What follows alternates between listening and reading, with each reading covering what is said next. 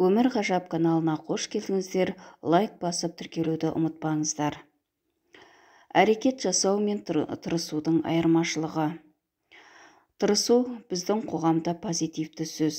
Тырысып жүрген адамның көбі мақтайды, үлгі тұтады. Себебі құр босқа әрекетсіз жатқанмен салыстырғанда расында да жақсы ғой. Ал менің түсінігімде тырысу бізді алдайтындай. Бұл жерде тырысу деп нені түсінеміз?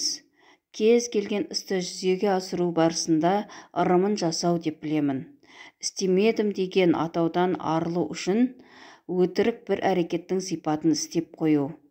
Жұмыста талай адам бастықтарының көзінше тырысып жүр ғой. Қарасаң тәнті боласың. Қарбалас, тірлігі көп сияқты, ал нәтиже жоқ.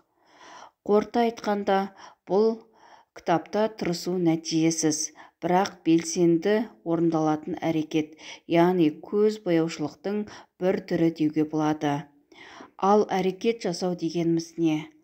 Бұл істің сәтті болуына қатысты барлық жауапкершілікті бір өзіңе алу. Істің ауыртпалығын мойныңмен көтеру және үнемі нәтижеге қол жеткізу. Сәтін салмады, бұйыртқаны және тағы басқа сылтауларды айтпау. Ретімен жасалған істе оң нәтиже болмауы мүмкін емес. Біз жасаудың орнына тырысамыз да, тырыстым ғой деп өз-өзімізді алдаймыз.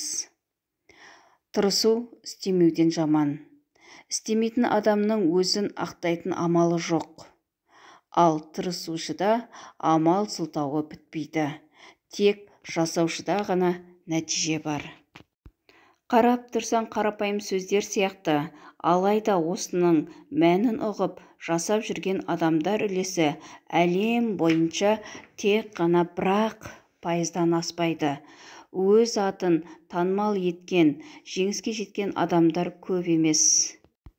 Оларды көбіміз білеміз және олардың жетістігінің кілті неде деп ойланамыз. Мысалы, ақш-та осы салада зерттеулер мен ізденістер өте көп. Солардың бірімен бөліскім келеді.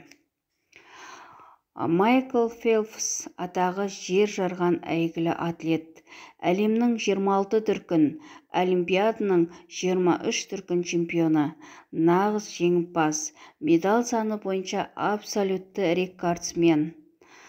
Бір ел болып 7 алтын алып жүргенде жалғыз өзі 7 алтын алып жүзуші.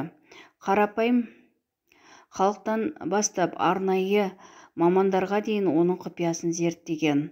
Майкл Фелпс дене құрылымының ғылыми сараптамасы атты мақалада оның жетістігінің себебі дене бітімінің ерекшелігінде дейді. Бойы 1,93 метр болса, қолын ашқандағы екі алақанның арасы 2 метрден асады. Оның үстіне денесі ұзын, ал аяқтары қысқа еді. Жазылған деректердің растылығына шүбә келтірмеймін. Бұл жердегі мәселе осы ақпараттың оқырманға әсері. Бұны оқыған адам қандай ойға келеді? Сен қандай ойға келдің? Кішкене үзіліс жасап ойланшы, өз-өзіңе сұрақ қой. Бұл мәселені де зерттеген екен. Аталмыш деректері бар ақпаратты оқыған адамдардың басым бөлігі атақты адамдардың жеңіске жетуі көктен келген бір сый деп ой түйеді. Яғни осындай жеңіске жету үшін менің де денем осындай болу керек деп ойлаймыз. Әттең Құдай осындай мүмкіндік бермеді деп ары қарай тырысып жүре береміз. Мұның да басқа нұсқалары болуы мүмкін. Менің ондай таныстарым жоқ. Ол байдың баласы. Кішкентайынан мектепте жақсы оқыған және тағы сол сияқты. Өзімізді барынша сол жеңіске жеткен адамға ұқсатпауға тырысамыз. Ұқсастық болып қалса, қайталау керек қой, жасау керек болады. Ал тырысып жүре берген ыңғайлы, жайлы. Ал жасау мен тырысудың ара жігін ажырататын не? Қандай қабілет, не қасиетке ие болсақ қана біз тырысу процесін жасауға ауыса аламыз. Әбден бір сиқырлы дәрі бейне бір панацея іздеп үйреніп қалдық қой. Ондай абсолютті зат жоқ. Бірақ маңызы орасан зор бір құбылыс бар. Ол жауапкершілік. Біріншіден, оның табиғатын толық түсіну, кейін оны мойындау маңызды.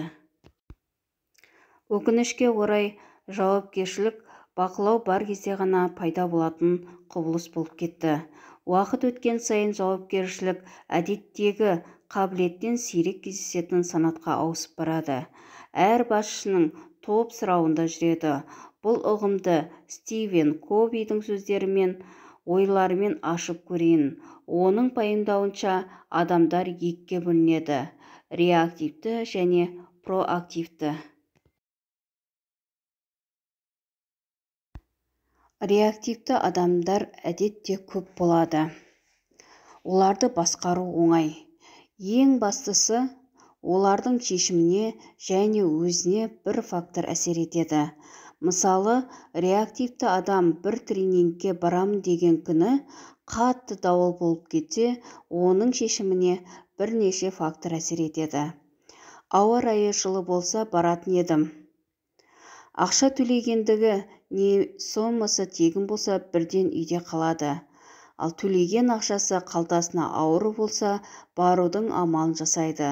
Қысқасы, әсер ететін фактор көп және олар сырттан келеді.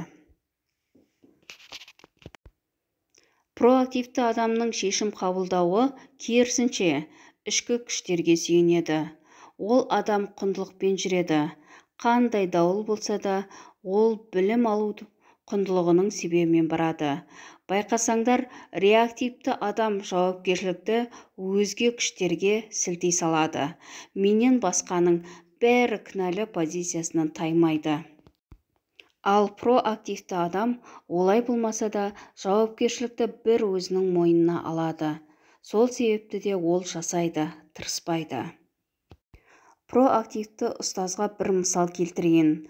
Үлкен оқу орнында бір топ нашар бала болады. Олар ешқандай сабаққа толық қатыспайды, тапсырма орындау атымен жоқ.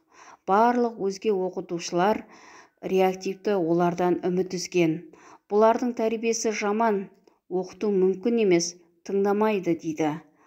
Ал проактивті оқытушы: жоқ, мен оларды тыңдата алмай жатырмын деп күнде балалардың жүрегін жаулауға және шырағын жағуға тырысады. Нәтижесінде әлгі бір құмалақ оқу орнын ең үлкен үлгілі түлек ретінде тәмамдайды.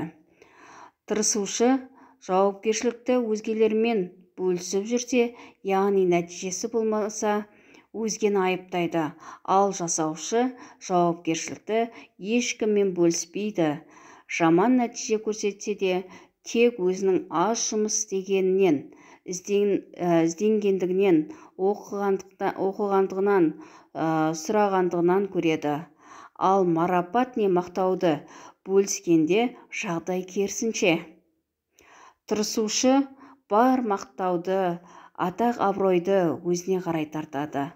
Ал жасаушылермен бөліседі. Жоғарыдағы мысалдан көріп тұрғанымыздай, көп тырысушыдан пайда аз. Бір жасаушы оң және түбегейлі өзгеріс жасай алады.